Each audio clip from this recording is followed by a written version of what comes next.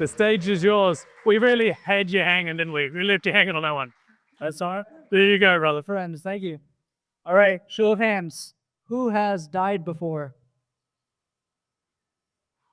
We're going to talk afterwards, okay? All right, show of hands. Who is excited to die? Ah, okay, we got some people. Not in a bad way, but like, ready to do it. Well, I'm here to tell you guys about why you should be excited to die. So it all starts about 6 years ago. I had the privilege of living in a beautiful town in rural Ecuador, just on the border of Peru. And I was intensely training martial arts with a fantastic mentor of mine.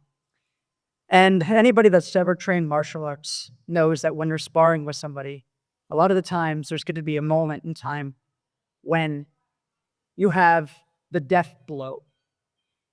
It's the time when you see the opening to attack your opponent. And you know that when you attack your opponent, you leave yourself vulnerable for death.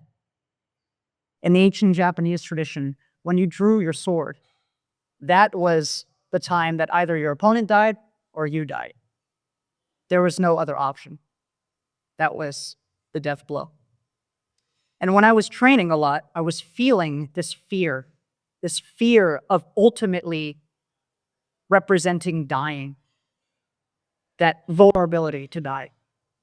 And I told my sensei, I said, I keep coming across this fear. I don't know what it is. And it's really eating me alive. And so I made a commitment that night. I said, I'm going to deal with this. I'm going to deal with this fear. And I had a dream. And the dream was a very simple dream. It was just a voice. And it said, it said, your fear, your deepest fear is your impermanence. Your deepest fear is your impermanence. And that was when I knew that I had to die. So I asked myself, what is the closest to getting to die without actually dying? Now, for any psychonauts in the room, I might not look like one, but I had my fair share of experiences in the past. There's something called 5-MeO-DMT. Okay, it is the purest chemical known that comes from a frog or other substances. And it's a chemical that's released from your pineal gland, which is also called your third eye, in the center of your brain. It's the chemical that's responsible for dreaming and dying. Okay, so when you die, there's a massive amount of DMT that's released. All right, and so when people take this experience, they have a dying experience. And so I said, okay, time to die. If I physically die, so be it. If I mentally die, great. Not disappointing. And without going so deep into it, at the apogee of the experience, I saw the true nature of all of reality, the true nature of everybody in this room. And what that true nature is such profound, inexplicable love that transcends color and vibration and sound and shape. And this force is constantly trying to create more and more and more and more beauty to tell its creation how much it loves it. And that dying is remembering that truth. Dying is remembering your ultimate nature of that inexplicable love. And it's always that way.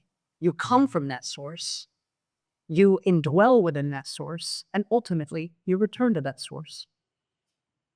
And so why do I bring this up? I bring this up because every time you're faced with the fear of the death blow, every time you're faced with the fear of vulnerability, when you know you need to take that one step to do the next thing that's ultimately going to move you in whatever direction you want to go, that is simulating and interfacing with love.